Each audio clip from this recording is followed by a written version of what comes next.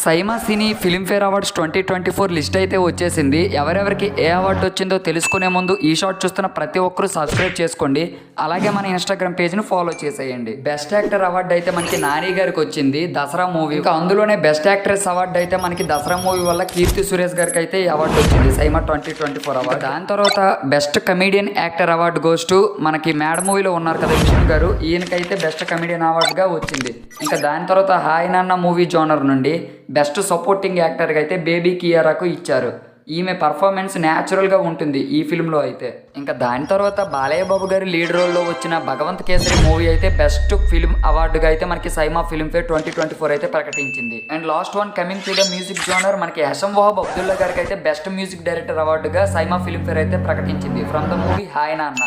Best సింగర్గా అయితే మనకి రామ్ మిర్యాల గారిని ప్రకటించారు from the movie Balagam. Content నచ్చితే ప్లీజ్ సబ్స్క్రైబ్. ఇలాంటి షార్ట్స్ మరి